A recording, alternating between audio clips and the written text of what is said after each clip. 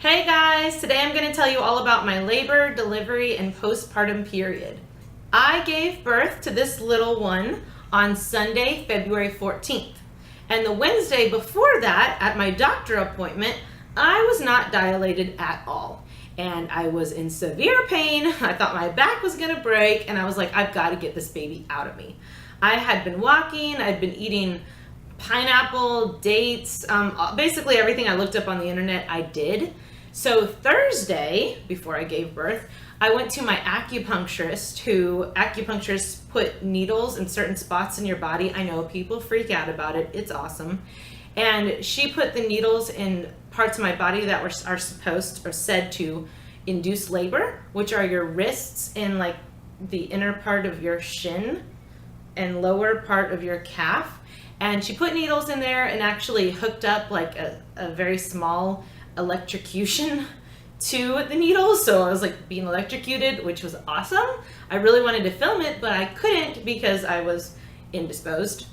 And the Saturday before, at about 1 p.m., I believe, I went to my reflexologist to try to induce labor as well. She is awesome. I went to her throughout my whole pregnancy and the year before I even got pregnant. And I don't exactly know what she did, but she induced labor through my feet, which is what reflexologists do. They hit certain pressure points in your feet.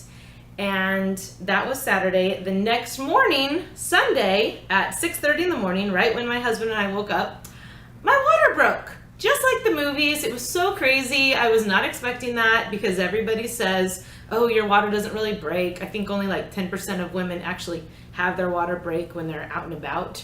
But yeah, so that happened. And I was like, Colin, who was in bed at the time, it was 6:30 in the morning, my water just broke, I'm pretty sure. And not to gross you out, but it just continues to spill everywhere. I took a shower, I ate an orange, and at like 7:30, I think I called my doctor and told her that my water had broke, and she told me to get to the hospital as soon as possible because when your water breaks, it ups the risk for infection or something. So I got to the hospital at 8:30 and I was really excited because my water broke naturally. So I thought, let's get this going. I'm probably dilating, and I wasn't. I was at 1 centimeter, so I had to be hooked up to Pitocin. I was not happy about that, but there was nothing I could do at that point. So from 8:30 to 12:40, I was just on Pitocin, and it was horrible. Oh my goodness gracious. It was like the worst pains of my entire life. I threw up my orange, and I don't know why I was trying to wait on an epidural, but for some reason I did. So I called them. I'm like, I need my epidural right now. And of course it takes like an eternity, which was probably only 30 minutes. I don't really know how long it was. Then I was on the epidural from 1 to 7, just lying in bed, and it was fantastic. Absolutely no pain. It was so wonderful. And then at 7, they made me start pushing. My husband and my mom were in the hospital room with me, and they were encouraging me the entire time. The nurses were encouraging me the whole time. It was really, really awesome. But then I realized 2 hours had passed, so it's now 9 o'clock, and you really are only supposed to push for like 30 minutes to 3 hours before it starts getting dangerous and you, I guess, need to have a C-section. So at 2 hours, they're like, we're gonna leave the room really quick, They didn't say, oh, she's not coming out, you're not doing good. So they brought in a doctor, not my doctor. My doctor had gone home sick at about 2 p.m. that day, so that kind of wasn't fun. But she was a nice doctor, this other doctor. And she came in with like a team of other people. I don't know who they were. And they were like, okay, let's get the OR ready. And my mom's like, no, we're going to keep pushing more. So I tried and I tried and I tried, and I guess she just wasn't coming out. I don't know what I was doing wrong. And she was like, well, we can try the vacuum. Let's try that. And I just started bawling. I didn't really know exactly what a vacuum was. Didn't really want to research it when I was pregnant. But I knew that it could create cone head. And the doctor's like, oh, don't worry, she already has cone head. So I'm just like sobbing uncontrollably. But we tried it anyway. The vacuum didn't work. They were like preparing the OR. I was gonna have to have a C-section. It was like 9:25, and my mom is like pushing for me, you know, really advocating, saying, okay, can she have one more push, one more? And I had one more push, and she came out at 9:26. I was so happy. I obviously didn't want to have a C-section. I think my husband was probably freaking out because he didn't want to have to pay for a C-section.